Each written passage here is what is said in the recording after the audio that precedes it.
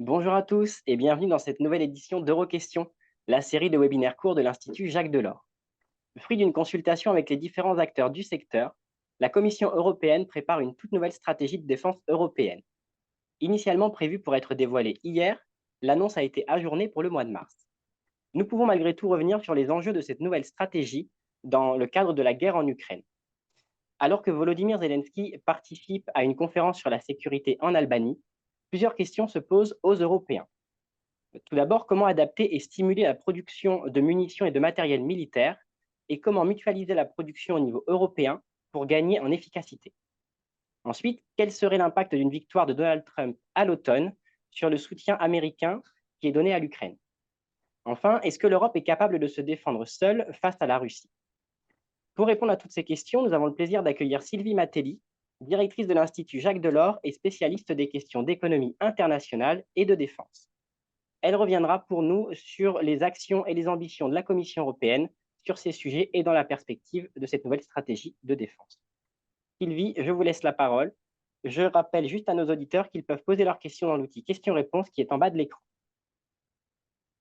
Merci beaucoup Tanguy. Et effectivement, aujourd'hui, nous allons traiter dans ce nouvel Euroquestion et je vous remercie tous les deux, Tanguy et Lara, pour cette invitation et pour toute l'organisation de cette Euroquestion. Donc, nous allons traiter de cette stratégie industrielle qui avait été annoncée à l'été dernier par les équipes de la DG Défi et devait être publiée au mois de novembre et puis qui a été retardée une première fois, qui a été confirmée. En tout cas, sa publication avait été confirmée par Ursula von der Leyen lorsqu'elle a participé à la conférence annuelle de l'Agence européenne de défense au mois de décembre, en expliquant que ce serait publié, que cette stratégie serait publiée en février. Et finalement, elle devait être publiée cette semaine. Et finalement, elle sera publiée plus probablement début mars. Je crois que c'est la date du 7 mars qui est annoncée. L'idée de cette stratégie industrielle, on va y revenir, mais comme ça a été très bien dit en introduction de cette Euroquestion, on est véritablement dans l'idée de construire, de consolider et de construire une structure, une stratégie qui permettra de regrouper à la fois les instruments, les initiatives qui ont pu être prises par la Commission européenne ces derniers mois et ces dernières années et qui se sont particulièrement accélérées avec la guerre en Ukraine. Donc cette question de la guerre en Ukraine est centrale dans l'élaboration de cette stratégie, bien évidemment, mais aussi cette stratégie, elle s'inscrit dans la volonté de la Commission européenne de faire du secteur de la défense sa priorité pour 2025. Et c'est vrai que, comme vous l'avez dit, Tanguy, dans votre introduction, on est aujourd'hui, on le voit de plus en plus avec les différents débats qui s'organisent dans les pays européens. Les Européens se sont aujourd'hui directement menacés par la Russie et craignent de se retrouver seuls face à ce pays suite à la défection des États-Unis. Alors, dans l'aide à l'Ukraine, une défection qui est déjà en train de se jouer, puisque Joe Biden ne parvient pas à faire passer son enveloppe de soutien au Congrès des États-Unis, mais une défection qui est annoncée et promise par Donald Trump si jamais il venait être élu en novembre 2024. Donc, on voit que cette stratégie industrielle de défense de la Commission européenne est quelque chose qui est extrêmement attendu, extrêmement important, mais quelque chose qui n'est pas forcément facile à construire parce que les défis sont très nombreux et les défis sont fondamentaux à la fois pour l'avenir de l'Europe, mais aussi pour la sécurité, la défense des Européens. Donc on va revenir sur ces défis sans trop rentrer dans la technique. Peut-être avant de revenir sur les enjeux directs de cette stratégie, quelques rappels sont utiles. Quand on parle de défense, il faut toujours avoir en tête, et souvent on fait cette confusion-là, qu'il y a deux dimensions à la défense. Il y a bien évidemment les militaires, les capacités qu'ils sont capables de déployer, les compétences auxquelles ils ont été formés, les scénarios qu'ils peuvent couvrir, donc toute la dimension armée. Et puis, il y a aussi l'industrie, parce qu'on n'a pas d'armée sans industrie de défense, ou en tout cas, on n'a pas d'armée sans armement. Donc, c'est quelque chose d'extrêmement important. Ce qu'il faut bien avoir en tête quand on parle de ces sujets dans le cadre de l'Europe, c'est qu'en Europe, la défense est une prérogative nationale. il n'y a pas d'armée européenne, parce qu'il n'y a pas d'institution européenne, enfin la commission, parce que la Commission européenne n'est pas compétente à la matière. Il y a d'ailleurs dans le traité sur le fonctionnement de l'Union européenne un article qui s'appelle l'article 346 et qui est très souvent agité par les États quand ils trouvent que la Commission européenne dépasse ses prérogatives. C'est un article qui reconnaît la compétence nationale de ces questions de défense. Et c'est pour ça que la Commission européenne, quand elle a voulu travailler, faire des propositions sur les questions de défense, elle s'est plutôt intéressée à l'industrie et l'industrie de la défense, donc la question de l'équipement, de la base industrielle et technologique de défense. Je risque à plusieurs reprises de parler de BITD. Je vais essayer d'éviter, mais ça veut dire base industrielle et technologique de défense. Donc, c'est sur ces aspects-là que la Commission est allée se positionner. Alors, autre petit rappel très utile, le marché de la défense, et donc l'industrie, quand on parle de marché de la défense, il y a l'offre d'un côté avec l'industrie de la défense, et puis il y a la demande de l'autre côté, et ce marché de la défense est très particulier. Il est très particulier à plusieurs titres. Le premier, c'est parce que la demande, ce sont essentiellement les États, donc ce sont des États, et en Europe, et dans la plupart des pays du monde, mais c'est particulièrement net en Europe, malgré tout ce discours sur la coopération, la construction d'une Europe de la défense, on a encore des marchés qui sont fragmentés. Et quand on parle de marchés fragmentés, c'est des marchés qui sont encore très nationaux, avec un État qui reste le principal client de ces entreprises de défense. Et ça, on va le voir ensemble, c'est une vraie difficulté à plusieurs titres, parce que ça veut dire que ce sont des entreprises qui sont relativement de petite taille comparées à leurs concurrentes. Alors, je parle des concurrents, on peut parler des concurrents américains, bien évidemment, mais également un certain nombre de concurrents dans les pays émergents, ou dans d'autres pays qui disposent d'une BITD. Et aujourd'hui, très clairement, l'industrie européenne de défense ou les industriels européens de la défense sont encore de trop petites entreprises. L'autre particularité, et puis j'en viendrai à mon sujet de cette industrie de défense, c'est qu'elle est non seulement dépendante des achats publics, des achats de l'État, et donc elle a beaucoup souffert ces dernières années des réductions de budget, mais qu'elle est également dépendante de l'État dans ses régulations. On ne fabrique pas des armes comme on fabrique des pots de yaourt, il y a des régulations qui sont extrêmement strictes, c'est une activité qui, de par sa nature, on produit des armes, de par sa nature est très étroitement contrôlée par les pouvoirs publics. Donc c'est une activité qui est risquée, puisque c'est un marché, ce sont des produits très innovants, sur lesquels on investit parfois pendant 20 ans, 25 ans avant d'arriver à produire quelque chose, sur lesquels les prérogatives peuvent changer en fonction de l'évolution de la menace, alors même qu'il faut tout ce temps de production. Et donc, c'est une production industrielle qui est souvent pénalisée en matière de financement parce que complexe, spécifique, difficile à comprendre et qui se retrouve confrontée à tout ça. Alors, la situation européenne aujourd'hui, elle est assez claire, hein, et ça a été repris dans de nombreux médias ces derniers mois. L'industrie européenne de la défense, elle souffre alors de son cloisonnement et du fractionnement des marchés, ça je vous en ai déjà parlé, mais elle souffre aussi de presque 25 ans de dividendes de la paix, c'est-à-dire la volonté à partir de 1989 et de la fin de la guerre froide, de la volonté des pays de réduire enfin leurs dépenses militaires après des décennies de course aux armements. Et de fait, entre 1989 et 2000, les dépenses militaires ont diminué de 30%. 30% en Allemagne, 27% au Royaume-Uni, 20% aux Pays-Bas, 12% en France. Et elles vont continuer ces dépenses militaires à baisser jusqu'en 2014. C'est pas pour autant qu'elles vont réaugmenter en 2014, c'est plutôt la baisse à se stabiliser. Un certain nombre de pays vont réaugmenter leurs dépenses militaires, mais la plupart des pays vont rester extrêmement frileux en la matière. Et donc aujourd'hui, on paye ce prix-là de sous-investissement dans cette industrie de défense qui, après une course aux armements jugée extrêmement coûteuse, a conduit à vouloir profiter d'une période plus calme pour réduire la dépense militaire et en particulier les investissements dans ces industries. On a également eu un autre phénomène sur ces 30 dernières années, c'est que ces industries, elles ont été restructurées pour s'adapter, elles ont été privatisées, restructurées pour s'adapter à ces baisses de budget, mais comme on le disait tout à l'heure, elles sont encore largement nationales et donc encore relativement petites. Elles ont donc été obligées dans cette situation d'exporter massivement pour allonger leur série, avec toute la question que pose cette exportation, la question sur à qui on exporte et est-ce qu'on ne crée pas de l'insécurité, ça c'est un premier élément. Aujourd'hui, dans la guerre en Ukraine, on voit que l'autre dimension de ces exportations, c'est qu'au fond, les pays européens continuent à honorer leurs contrats export, les industriels continuent à exporter, alors même que les stocks se vident, alors même qu'on a des difficultés à s'approvisionner en matière d'équipement. Donc on voit que la question des exportations, c'est un vrai sujet. Et en même temps, on s'aperçoit que les États européens sont obligés d'importer parce qu'ils ne sont pas en capacité de produire tous les équipements dont ils ont besoin. Donc on est vraiment dans cette situation. Alors si on en vient très rapidement à l'action de la Commission en matière de défense, l'action de la Commission, elle s'est articulée autour de deux moments. Le premier moment, quand la Commission s'intéresse aux questions de défense, on est en 2009, et la Commission européenne propose un paquet défense, qu'on a appelé le paquet défense, qui s'articulait autour de plusieurs textes, mais essentiellement deux directives. Une première directive qui visait à la coordination des procédures de passation de certains marchés, qui visait en fait à ouvrir les marchés à la concurrence européenne et aux entreprises européennes plus largement qu'aux entreprises nationales, et une deuxième directive sur les transferts intracommunautaires qui visait à faciliter les transferts de composants d'un pays européen à un autre pays européen, puisque je vous l'ai dit tout à l'heure, hein,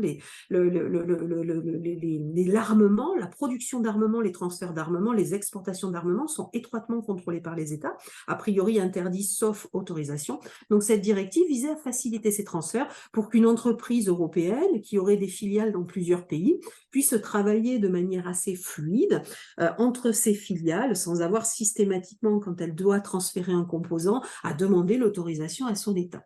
Donc là, on est dans une logique, à ce moment-là, en 2009, dans une logique très marché unique, dans une logique qu'on pourrait qualifier de libérale. L'idée, c'est pour défragmenter les marchés en Europe, il faut les ouvrir.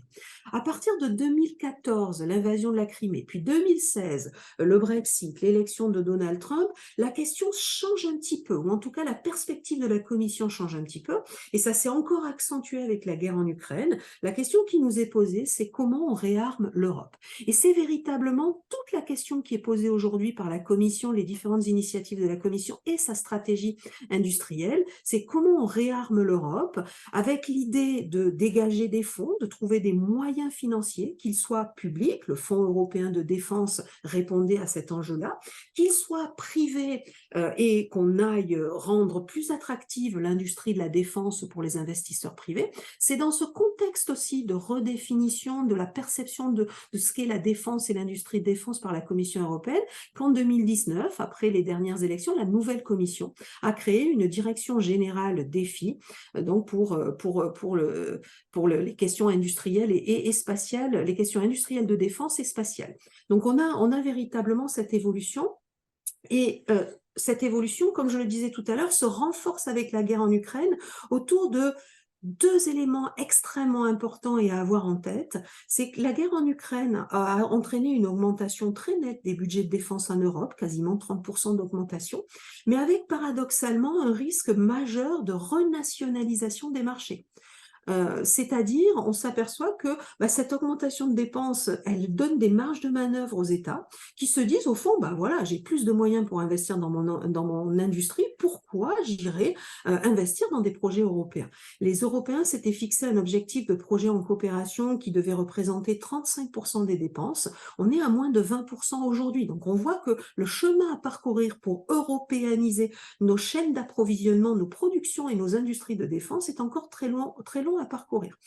Et d'ailleurs, l'autre élément très important, c'est que cette augmentation des budgets de défense, dans l'urgence, elle a plutôt conduit à des acquisitions hors de l'Union européenne.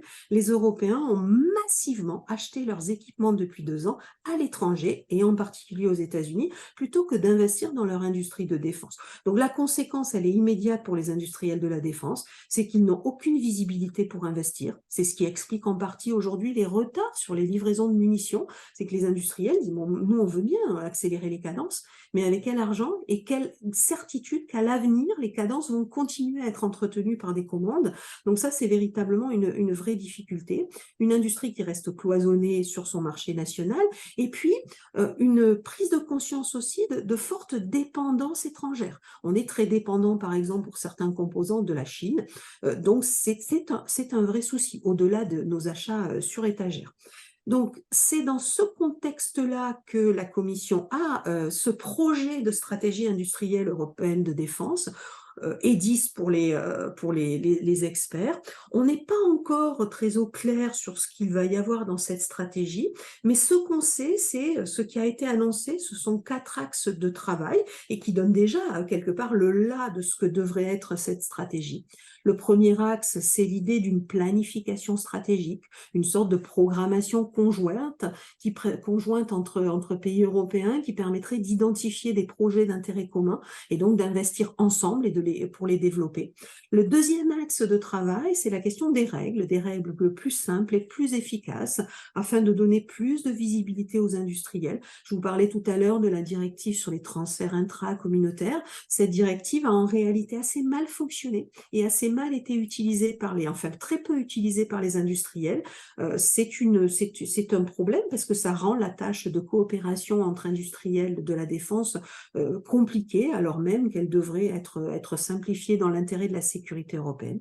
Le quatrième axe, c'est le développement des technologies à double usage, avec l'idée de faire des ponts entre les innovations civiles et les innovations militaires, d'être plus largement dans le double usage, c'est-à-dire dans ces technologies qui peuvent avoir une utilisation civile et une utilisation militaire. Alors en général, quand on pense double usage dans cet esprit-là, c'est l'idée que le secteur civil, le secteur commercial est très, très, très innovant et que peut-être arriver à réutiliser, réemployer des innovations dans le domaine de l'intelligence artificielle, par exemple, ou dans tous les domaines et tous les secteurs du digital en matière de défense, ça pourrait être extrêmement utile aux industriels de la défense et puis à la sécurité des Européens. Et enfin, dernier axe de travail, la mobilisation de fonds publics et privés pour le secteur de la défense. Alors, plusieurs propositions ont été évoquées, on verra si elles sont dans la stratégie, comme une baisse ou une exonération de TVA pour des achats groupés, comme la réflexion sur la durabilité de la défense et la capacité de la défense à être un investissement durable, un investissement utile à la soutenabilité de l'économie européenne, des idées d'accès pour les startups à des financements de croissance ou des financements innovants, et puis la possibilité que la Banque européenne d'investissement puisse financer l'industrie de la défense. Alors, j'ai pas eu le temps de m'étendre sur les autres initiatives lancées par la Commission européenne, mais on est toujours dans cet esprit-là d'achat commun. Je pense en particulier à l'action de soutien à la production de munitions qu'a été ASAP, l'achat commun d'équipements, l'achat commun de matériel, renforcer la capacité des entreprises à travailler ensemble en Europe et puis leur donner les moyens de travailler ensemble au travers de financements innovants. Voilà, je vais m'arrêter là parce que je pense que vous aurez tous des questions et je suis prête à répondre à toutes vos questions. Merci beaucoup Sylvie pour toutes ces précisions sur la nouvelle stratégie de défense européenne qui sera annoncée dans quelques jours. On a reçu plusieurs questions sur le chat. Merci beaucoup pour vos questions. La première concerne justement la Commission et la marge de manœuvre qu'elle a pour cette nouvelle stratégie. Vous disiez qu'elle se concentre sur les mesures de développement de l'industrie. Un auditeur nous demande si une modification des traités est envisageable pour donner plus de compétences à la Commission en matière de défense. Alors, c'est une excellente question. Tout est envisageable, elle n'est pas à ce stade envisagée. Certains ont pu l'évoquer. Il y a l'idée aussi qui a été évoquée à plusieurs reprises par Madame von der Leyen d'une direction générale défense et spécifiquement défense. À ce stade, on a quelque peu du mal à voir ce qu'il pourrait y avoir dans cet élément-là. Et il est clair que si ça dépassait les prérogatives de la Commission, ça supposerait très certainement que l'on puisse modifier les traités. Je vous parlais tout à l'heure de l'article 346 qui laisse aux États la compétence, donc 346 du fonctionnement du traité sur sur le fonctionnement de l'Union européenne qui laisse la compétence aux États en matière de défense.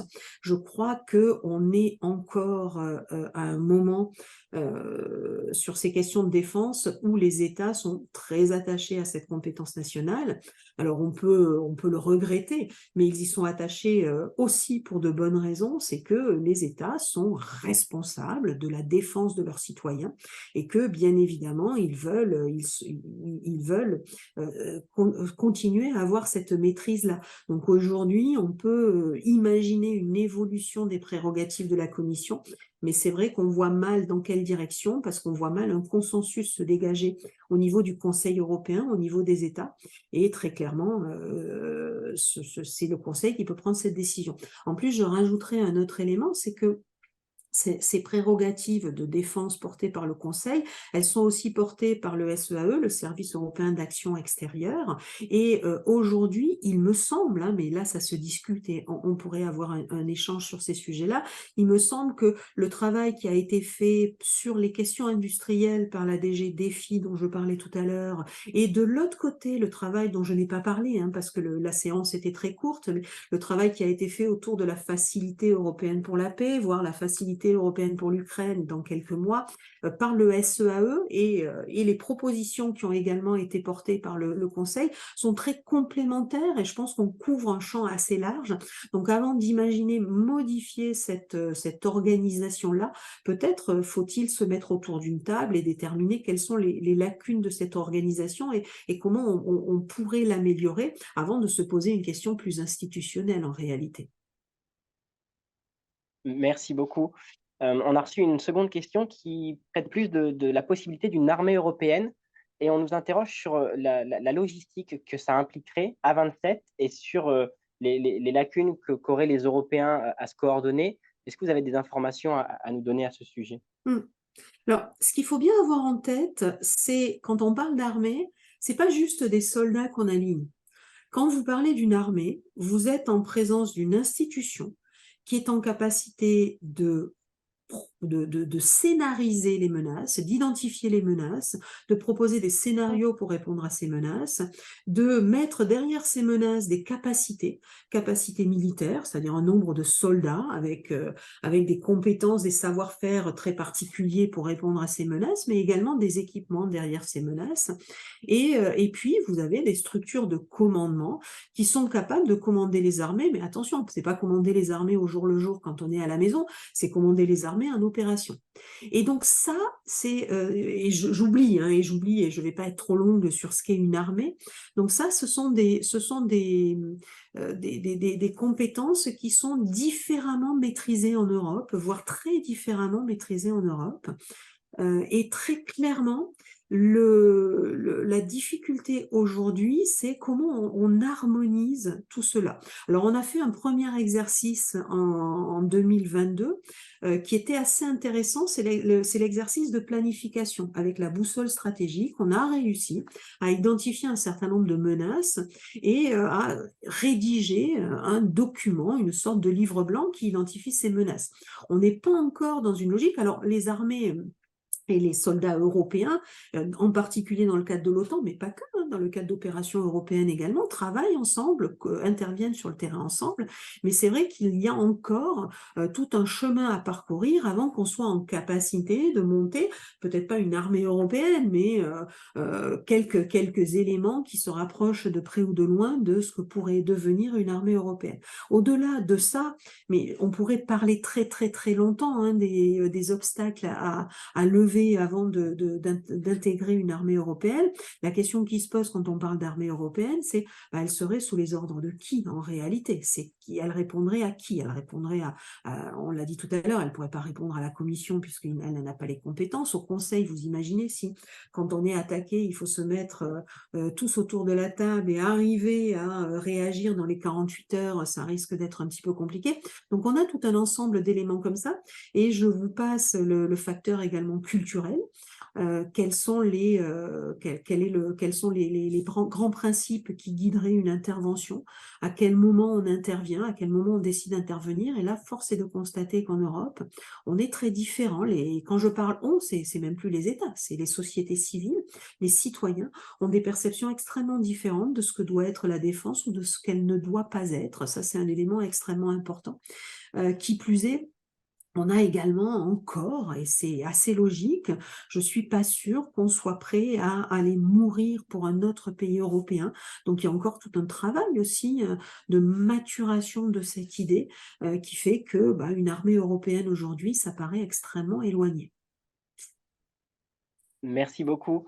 On a reçu une question sur les armes qui sont utilisées dans les conflits récents, notamment en Ukraine, et dans la transformation des armes qui sont utilisées. Il y a un auditeur qui nous interroge sur le fait que les guerres actuelles se passent avec des drones, avec de la manipulation d'informations, le principe de guerre hybride. Est-ce que dans la transformation de ces armes et des conflits que l'on voit aujourd'hui, est-ce qu'il ne faudrait pas investir dans ces nouvelles manières de faire le conflit avec les cyberattaques et également. Comment s'adapter et est-ce que l'Europe doit investir dans ces nouveaux moyens de défense et d'attaque? Mm. Alors, je crois que les Européens ont déjà investi dans ces nouvelles menaces. Bien évidemment, comme je le disais tout à l'heure, c'est le rôle des armées et la responsabilité des armées que d'identifier les nouvelles menaces. Donc, il y a déjà eu des investissements, il y a déjà eu des travaux, c'est très clair dans le domaine de la cyber. Là encore, on se heurte peut-être aussi à une sorte de fragmentation des réflexions. Chacun a un petit peu réfléchi dans son coin et les projets en coopération sur ces sujets-là évoluent, avancent très lentement, bien plus lentement qu'on ne pourrait le souhaiter. Donc ça, c'est un vrai écueil. Et en même temps, si on regarde la guerre en Ukraine, c'est vrai, c'est les moyens cyber, sont les drones, c'est toutes ces choses-là. Et en même temps, on s'aperçoit aussi que ce dont on a besoin, c'est des obus, c'est des munitions, c'est des missiles, donc des choses qu'on a l'habitude de produire, même si on les produit pas en assez grande quantité. Et c'est peut-être toute la difficulté, c'est que quelle que soit la pertinence avec laquelle vous pensez la guerre, eh bien, dans la vraie vie, quand la guerre se produit, il y a toujours une sorte d'adaptation à un contexte et le tout technologique ne fournit pas toutes les réponses et ne garantit pas la supériorité. Et en même temps, il faut aussi de la technologie et il faut aussi s'adapter. Et c'est peut-être toute la difficulté du travail de planification stratégique, c'est qu'il vous faut imaginer ce que sera le conflit, non pas tant par rapport aux menaces actuelles, mais aussi par rapport aux menaces futures, et surtout par rapport aux technologies à venir. Et par définition, les technologies de demain, on ne les connaît pas, c'est de la science-fiction, donc c'est toujours très, très, très compliqué. Merci beaucoup. Une question concernant la politique aux États-Unis et la perspective des élections de novembre. Vous l'avez évoqué dans votre présentation, mais est-ce que, comme lors du premier mandat de Donald Trump, qui avait fait prendre conscience aux Européens qu'un repli américain était possible et qu'il aurait des conséquences, est-ce que vous pensez qu'un deuxième mandat de Trump à partir de janvier 2025 pourrait faire prendre conscience encore aux Européens qu'il faut accélérer dans cette coopération?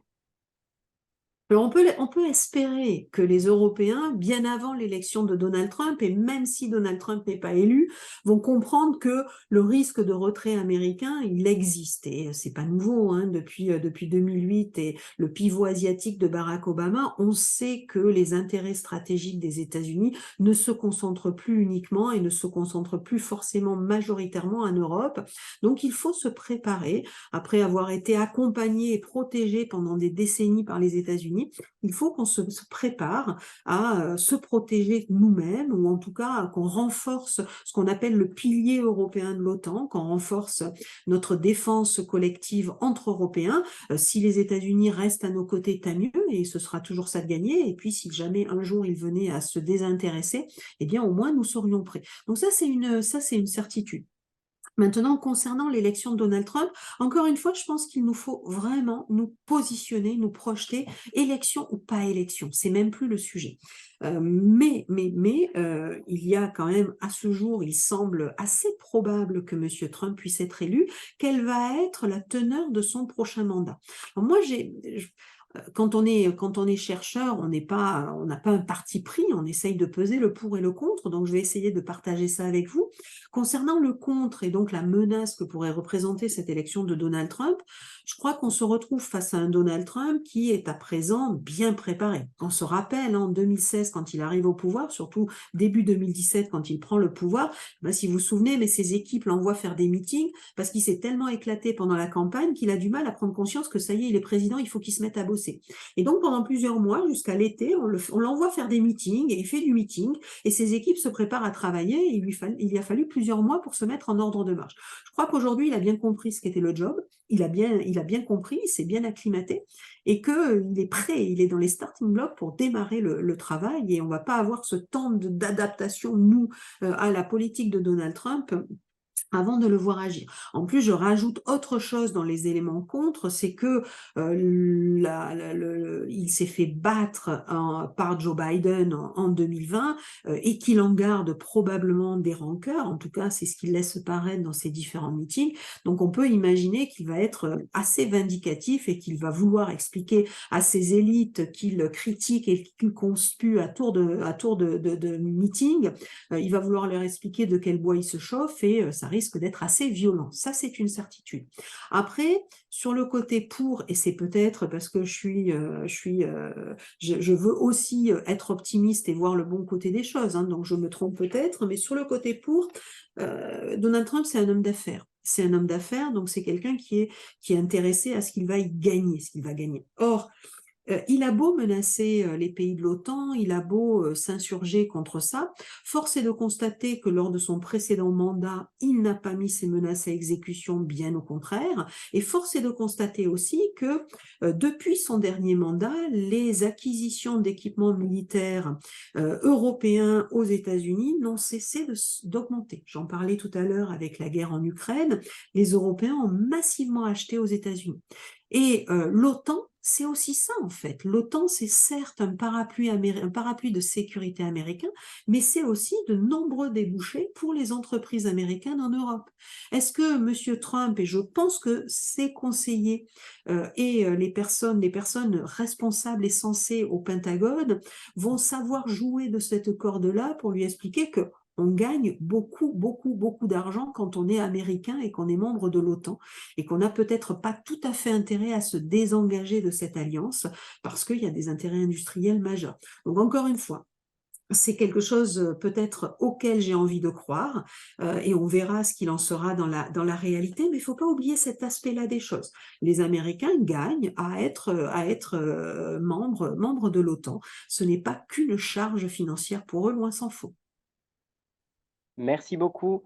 On va prendre une dernière question pour élargir peut-être un petit peu le spectre, parce qu'on parle beaucoup de l'enjeu stratégique en Ukraine, qui était le sujet de cette euro-question, mais que dire des autres enjeux stratégiques, pardon, comme Taïwan ou le conflit israélo-palestinien, qui sont des enjeux qui peuvent être importants pour les Européens dans les années à venir et qui peuvent même l'être déjà aujourd'hui. Ouais. Merci pour la question parce que c'est une excellente question de conclusion. Effectivement, la remontée, j'allais dire la remontée dans les sondages, mais la restauration de Vladimir Poutine 2 ans après le début de la guerre, la perspective de Donald Trump font tellement peur aux Européens que on a un peu tendance à avoir le nez sur l'Ukraine et à penser que notre avenir ne se joue qu'en Ukraine. Or, notre avenir se joue en Ukraine, c'est certain, c'est incontestable, mais il ne se joue pas qu'en Ukraine. Et on est dans un monde aujourd'hui où les crises sont très nombreuses. Et on sait que les crises d'aujourd'hui, c'est les situations de demain, voir si elles sont mal gérées, c'est de nouvelles crises demain. Et je crois que les Occidentaux ont pas mal d'expérience en la matière sur ces 30 dernières années. Donc c'est quelque chose à avoir en tête et je crois que c'est quelque chose à intégrer et à répéter et à re-répéter. Parce que au-delà de cette guerre en Ukraine, il faut aussi qu'on se projette dans un monde complexe. Et là, quand vous regardez les politiques de chaque pays européen, eh bien, on s'aperçoit qu'on est relativement divisé, avec un certain nombre de pays qui sont très présents quand il y a des grandes conférences internationales dans un certain nombre de pays émergents, dont en Inde la semaine passée par exemple, et puis d'autres pays qui sont plus frileux, plus concentrés sur la guerre en Ukraine et qui oublient, et je pense en particulier à la France, où je trouve qu'en France, on oublie un petit peu qu'il n'y a pas que l'Europe, il n'y a pas que l'Ukraine, et peut-être parce qu'on a eu un certain nombre de déboires en Afrique et que ça nous a servi de leçon et qu'aujourd'hui on a une fatigue de l'international, je ne sais pas. Mais il ne faut pas oublier qu'il y a un reste du monde et au-delà des crises dont on parle à l'instant, Taïwan ou autre, ou le Proche et Moyen-Orient, je pense qu'il y a un reste du monde aussi qui se construit et qui peut avoir besoin de nous, un reste du monde pour lequel nos décisions peuvent avoir aussi des conséquences et peuvent venir ternir notre image, et c'est jamais bon de ternir son image. Donc en ouverture, je voudrais peut-être alerter ou en tout cas souhaiter que, au-delà de cette question de la stratégie industrielle de défense après 2 ans de guerre en Ukraine, il faut aussi penser notre stratégie de défense et notre géopolitique européenne dans un monde global et dans un monde qui dépasse largement le seul cadre de l'Europe. Merci beaucoup Sylvie Matelli pour votre analyse. Merci. Nous ne manquerons pas de suivre les annonces que fera la Commission européenne en mars à ce sujet. Je rappelle également que vous avez publié des infographies sur les sujets de défense qui sont accessibles sur notre site internet. Quant à nous, nous nous retrouvons le 20 mars pour notre prochaine Euroquestion, dont nous vous dévoilerons la thématique dans les jours qui viennent. Je vous souhaite une bonne fin d'après-midi et vous recevrez tous le replay via notre chaîne YouTube. Bonne fin de journée. Merci à tous, bonne fin de journée.